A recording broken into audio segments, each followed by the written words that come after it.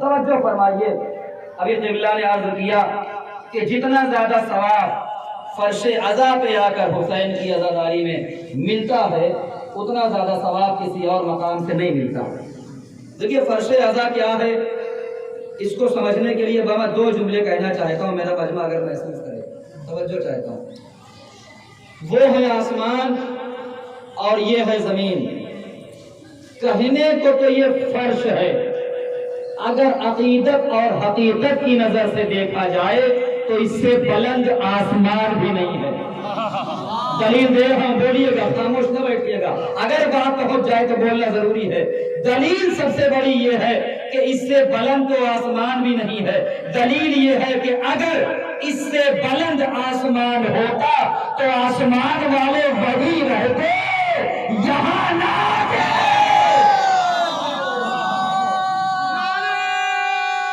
جزاک اللہ، سمجھ کے بولیں۔ تو آسمان والے اتنا بلند مقام چھوڑ کر کے فرش عزا پہ کیوں آتے؟ تو دل چاہتا ہے اس مقام تک پہنچنے کے بعد پروردگار عالم کا شکریہ ادا کروں اپنی طرف سے اور آپ کی طرف سے۔ اگر بات حق ہوگی تو تائید فرمائیے گا۔ خداوند عالم کا سب سے بڑا شکر اس بات پر ہے کہ اللہ نے ہمیں انسان بنایا ہے۔ انسانوں کے سامنے گفتگو کر رہا ہوں۔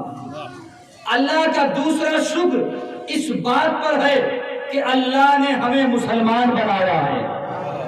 تیسرا جملہ سنے میرے عزیزو، اللہ کا شکر اس بات پر ہے کہ اللہ نے ہمیں مسلمان بنایا ہے، اور سب سے بڑا اللہ کا شکر اس بات پر ہے کہ اللہ نے ہمیں حسین کا عزادار بنایا۔ کیا کہنا؟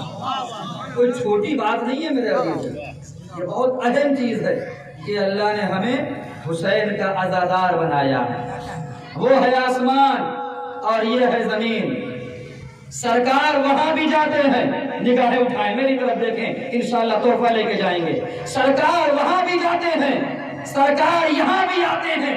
بس ذرا سا فرق ہے کہ جہاں پر سرکار نالین سمیت جائے اسے آسمان کہتے ہیں، اور جہاں نالین اتار کے آئے اسے فرش عزا کہتے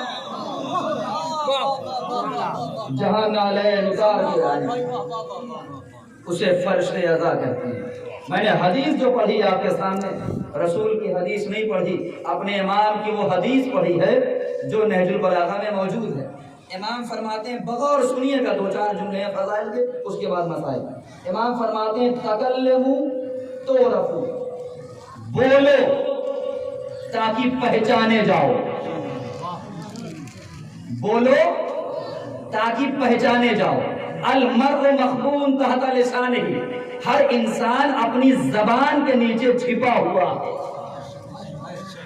امام کیا کہہ رہے؟ بولے تاکہ پہچانے جاؤ، یعنی امام کے کہنے کا مطلب یہ ہے کہ انسان کی پہچان اس کا لباس نہیں ہے، انسان کی پہچان اس کی دولت نہیں ہے، انسان کی پہچان اس کی جائیداد اور جاگیر نہیں ہے، بلکہ انسان کی پہچان اس کی زبان ہے۔ اب میں جملہ کہنا چاہتا ہوں میرے عزیزو، ان زبانوں کا فائدہ کیا جو چوراہوں اور سڑکوں پر تو کھلے مگر علی کے فضائل میں نہ کھلے۔ بولے گا وہی جسے زہرا توفیق دے، جسے زہرا توفیق نہیں دیتی وہ نہ تو گھر پہ بول پاتا ہے نہ یہاں بول پاتا ہے۔ ایک جملہ یاد رکھنا میرے عزیزو، دنیا کے ہر قوم کی پہچان اپنے گھر سے ہوتی ہے، مگر یہ یہی قوم شیعہ جس کی پہچان اپنے گھر سے نہیں حسین سے ہے۔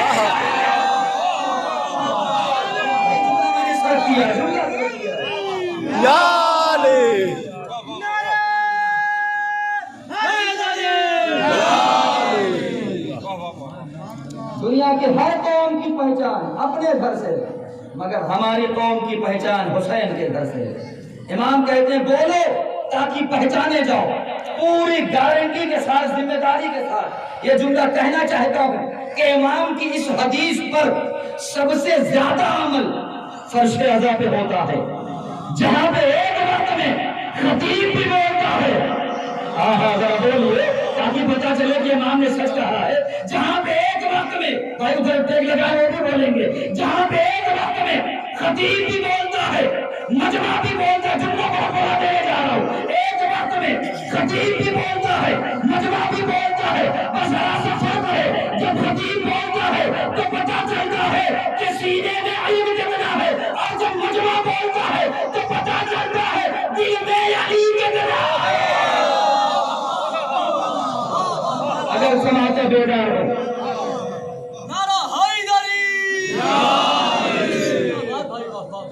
توجہ ہے میرے عزیزو، حسین نے پوری زندگی جو بسر کی، جہاں نماز کا تحفظ، جہاں اور دیگر احکام کا تحفظ تھا، وہیں پر کربلا کا بھی تحفظ حسین کے پیش نظر تھا۔ اتنا یاد رکھیے گا، اس کائنات میں آپ جتنی چیزیں دیکھتے ہیں، ہر چیز کی کوئی نہ کوئی زینت ہے نا۔ میں شیعت کے نظریے سے اگر سوال کروں کہ مجھے یہ بتائیں کہ ایمان کی زینت کا نام کیا ہے، توجہ، تو آپ عقیدت میں آ کر کے جھوم کر کے خوش ہو کر کے یہی تو کہیں گے نا کہ ایمان کی زینت کا نام علی ہے۔ جس کا دل چاہے وہ بولے اگر بات تک ہو۔ ایمان کی زینت علی، قرآن کی زینت نہیں، ایسے نہیں بات واضح ہوگی۔ یوں کہوں کہ دیکھیے، ایمان بھی تب تک اپنی زندگی محسوس نہیں کرتا جب تک اس ایمان میں روح ایمان علی نہ ہو۔ ہائے ہائے ہائے ہائے ہائے، جب تک اس ایمان میں روح ایمان علی نہ ہو، یعنی ایمان کی زندگی کا نام علی، قرآن کی زندگی کا نام علی، ذرا بولیے گا، اذان کی زندگی کا نام، مکان کی زندگی کا نام، عقیدے کی زندگی کا نام، دماغ کی زندگی کا نام، دل کی زندگی کا نام، قرآن کی زندگی کا نام، اذان کی زندگی کا نام، اقامت کی زندگی کا نام، حج کی زندگی کا نام، تو مجھے کہنے دینا کہ آسمان کی زندگی کا نام، ہائے ہائے ذرا بولے، آسمان کی زندگی کا نام، کوثر کی زندگی کا نام، بہشت کی زندگی کا نام، جنت المأویٰ کی زندگی کا نام، تو مجھے کہنا بس اتنا ہے کہ جو انسان اتنی ساری چیزوں کی زندگی ہو اسے علی کہتے ہیں، اور جو علی کی زندگی ہو اسے زینب کہتے ہیں۔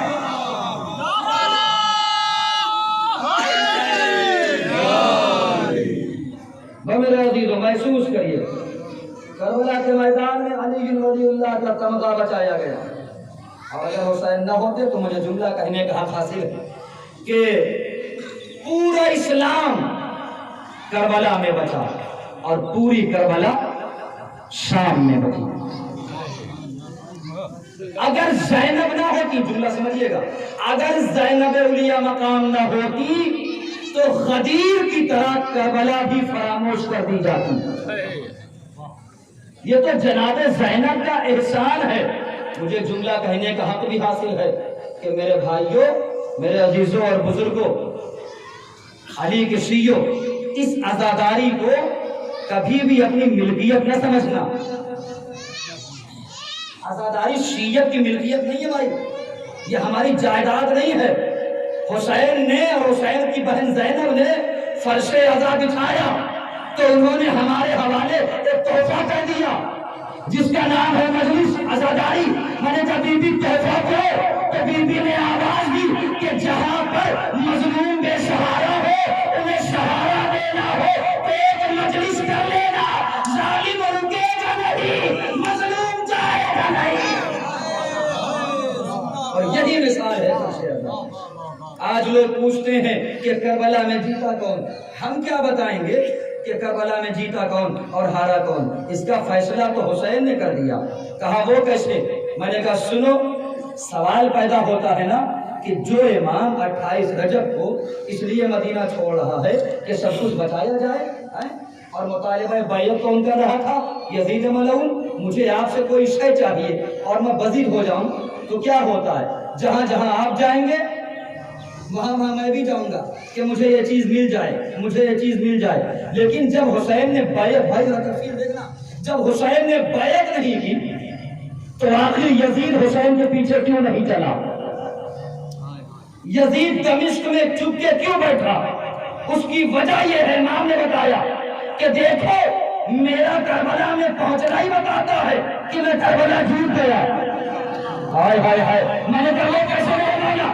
میرے مولا نے کہا سن، وہ طالب بیعت تھا، میں انکار بیعت کر رہا تھا، اگر وہ کسی بہادر